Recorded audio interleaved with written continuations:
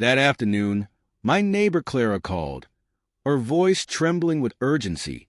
"Your wife is at home with 2 men," she said, her tone laced with nervous intensity. "I've seen this before, Lucas. You need to catch them red-handed." Her words sent a jolt through me, making my heart pound like a drum. I could barely process the gravity of what she was saying. She pulled me into her home, peeking anxiously through the curtains. "Hurry," she whispered. "They're getting ready to leave." I stood frozen, the weight of her words sinking in. My thoughts spiraled. Could she be mistaken? Was there an innocent explanation? But Clara's tone carried a certainty that chilled me. She'd been right before about others in the neighborhood. Her instincts were rarely wrong. The gravity of her insistence made my stomach twist. Moments earlier, my day had seemed ordinary. I had just wrapped up an important client presentation at the consulting firm where I worked. An email notification from Clara had appeared on my screen, its subject line reading, "Urgent. Your wife, Ella." Then my phone rang. Clara's voice broke through, her usually composed demeanor replaced with unease. "I don't mean to meddle," she said hesitantly, "but Ella is at home with 2 men right now. I've been in your shoes before, Lucas. I've seen this same scenario when my own husband was unfaithful. You need to see this for yourself. Ella, my wife of 9 years, was the bedrock of my life. A brilliant CFO at a thriving tech company. She was the kind of person who remembered every birthday, every anniversary. But lately, cracks had started to form in the foundation of our relationship. She'd been staying late at work, her phone always within reach, and her explanations for missed dinners or last-minute plans had grown thinner by the day. I had brushed off my suspicions as paranoia, but now Clara's words brought those doubts crashing down in full force. I grabbed my car keys, my hands trembling, and drove home. As I turned onto my street, I spotted Clara standing outside her house. She waved me into her driveway, her gray bob swaying as she gestured urgently. "Don't rush in just yet," she said, pulling me toward her window. "Look from here first." Through the vantage point of her front room, I could see my own driveway. A sleek black BMW, one I didn't recognize, was parked in front of my house. My stomach churned. "That's not her car," I murmured. My own vehicle was the only one that should have been there. Clara gave me a grim nod. "I've seen them come and go a few times over the last month," she admitted. "I didn't want to jump to conclusions, but today they've been there for hours. And Lucas, one of them gives me a bad feeling. He looks like trouble." Her words sent a fresh wave of adrenaline coursing through me.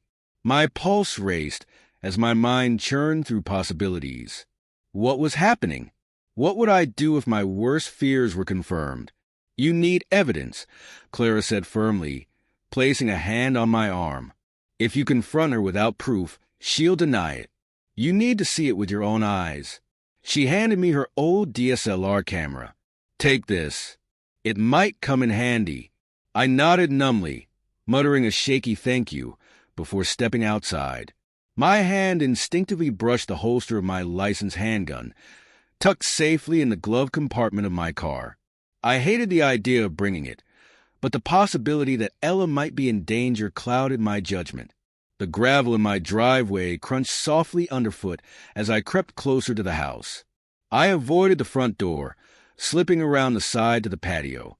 The blinds on the sliding glass door were drawn, but muffled voices filtered through the gaps.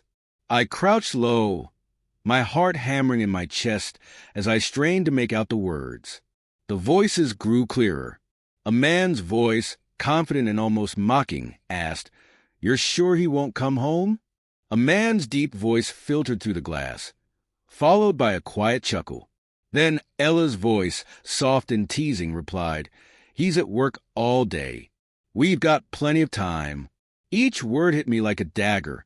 My jaw tightened as the sting of betrayal burned hotter with every passing second. I gripped the camera tightly, steadying it as I adjusted the lens. Through a narrow gap in the blinds, I captured the scene unfolding inside. Ella lounged casually on the couch, a glass of wine delicately balanced in her hand. Beside her sat a man in an expensive tailored suit, his posture far too familiar and his proximity unsettling. Against the wall stood another man, stocky, tattooed, and exuding an air of menace, with his arms crossed in a relaxed but watchful stance. My hands trembled, but I managed to snap several photos, documenting every damning detail. The moment felt surreal, like watching a nightmare play out in slow motion. A part of me wanted to burst through the door and demand answers, but Clara's warning echoed in my mind. Stay calm. Get proof. I swallowed the rising tide of anger and silently retreated to my car. Once inside, I scrolled through the photos on the camera. The evidence was irrefutable. I didn't know who these men were, but the way they interacted with Ella left no room for innocent explanations. My hand hovered over my phone before I finally dialed Clara.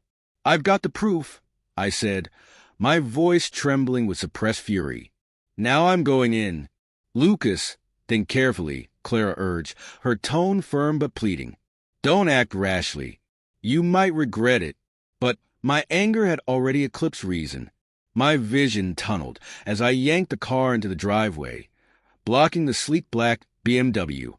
Grabbing my handgun, not to use it, but to make a point, I stormed toward the front door. Adrenaline coursed through my veins as I threw the door open with a forceful shove. "Ella, get out here now." My voice echoed through the house like a thunderclap, silencing everything inside. Footsteps shuffled before Ella appeared in the hallway, her face a mix of shock and dread. The man in the suit stood, raising his hand slightly as if to defuse the situation, while the tattooed man shifted closer, his posture tense and defensive. "What the hell is this, Ella?" I demanded, lifting the camera. "Explain this." Ella's expression crumpled, and her voice cracked as she stammered. "Lucas, I can explain. Please, let's talk." "Talk!" I barked, laughing bitterly. "After this? After all the lies? Who are these men, Ella?" The man in the suit tried to step in, his voice calm but patronizing. "Listen, mate, let's not blow this out of proportion. You've got it all wrong." I turned to him, my anger flaring. "Get out of my house," I snapped, pointing toward the door. "Now." The two men exchanged uneasy glances, their earlier confidence faltering. Reluctantly, they backed away and left, the sound of the door closing behind them a temporary relief. My attention returned to Ella, whose silence spoke volumes. She tried to speak, her words tumbling over each other. Excuses about work, investors, and misunderstood intentions, but I saw through it all. Her tears and desperate attempts to control the narrative did nothing to sway me. In that moment, it wasn't just her betrayal that crushed me. It was the months of deceit, the subtle manipulation, and the complete disregard for the life we had built together. The person standing in front of me was a stranger, not the woman I had loved and trusted for nearly a decade. I didn't yell or slam the door on my way out. Instead, I stayed calm in a way that frightened even me. My thoughts sharpened with a single question. How do I ensure she truly faces the consequences of her actions? The next morning, while Ella was still asleep, I left the house without a sound. I packed only the essentials, my dignity, the incriminating evidence, and my resolve. But before I walked away for good, I set a plan into motion. If she thought she could escape unscathed, she was mistaken. Ella's entire identity revolved around her career as the CFO of a growing tech firm. Her reputation was her crown jewel. Using the photos of the men in our home and screenshots of her flirty text messages, I crafted an anonymous email. The message was concise but damning, sent directly to the company's board of directors. I laid out how their trusted CFO was engaging in inappropriate personal relationships that could jeopardize the company's image. I didn't exaggerate or twist the truth. The facts spoke for themselves, the evidence spoke volumes. By the time Ella stirred awake, her phone was already buzzing nonstop with frantic calls from her boss and the HR department. She dialed my number repeatedly, but I had already blocked her. I wanted her to sit in the chaos she had created, with no way to escape its consequences. Ella had always been the social butterfly. Among our mutual friends, she was charming and beloved at work. She was admired by colleagues and held in high regard by her family. Her flawless reputation had always been her greatest asset, but now it would become her downfall. I reached out to her closest friends and family, sharing only the photos I had taken of her with the men in our home. I didn't need to explain much. The images alone told the story. One by one, her allies began to pull away. Friends who once adored her expressed their disappointment, and some even reached out to me, shocked and disgusted by what they had seen. Before Ella had time to mount any defense, I met with my lawyer to initiate divorce proceedings. Every shared asset, our home, bank accounts, and possessions, was carefully documented. Given the undeniable evidence of her infidelity, I knew the courts would side with me. Ella wouldn't just lose my trust. She'd lose the financial security we had built together. The final piece of my plan was both simple and fitting. I left a note on the kitchen counter, place where I knew she'd find it. It read, "Ella, betrayal has consequences. I've made sure you'll feel every single one of them. Enjoy the life you chose. I'm moving forward, and I won't look back. Lucas." Ella tried everything to salvage the remnants of her shattered life. She called me incessantly, begging for a chance to explain, to fix what she had broken. But I was done. Her actions had spoken louder than any apology ever could. Her company launched an internal investigation into her behavior. While they didn't fire her outright, her reputation within the firm was irreparably damaged. She was demoted and sidelined from key projects, her credibility in tatters. The woman who once thrived on admiration was now an afterthought. Our mutual friends, who had once been her strongest supporters, stopped inviting her to gatherings. The whispers of her betrayal spread like wildfire, leaving her isolated and humiliated. Even her family, who had always seen her as the golden child, expressed their disappointment in no uncertain terms. She was no longer the person they had held in such high regard. As for me, I finally felt a sense of freedom I hadn't experienced in years. I channeled my energy into my work, rediscovered hobbies I had neglected, and reconnected with friends I had lost touch with during my marriage. Slowly but surely, I began rebuilding my life. This time on my own terms and surrounded by people who valued integrity and loyalty. Months later, I heard through mutual acquaintances that Ella had moved out of the house and was struggling to make ends meet. The men she had risked everything for? They vanished as soon as the fallout began, leaving her to pick up the pieces of her life alone.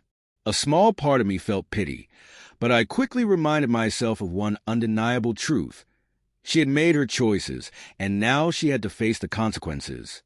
As for me, I walked away from the wreckage stronger, wiser, and ready for a new beginning. I came to realize that revenge isn't about causing harm. It's about letting the truth come to light. And sometimes, the most powerful form of revenge is simply walking away, head held high, knowing you deserve better all along.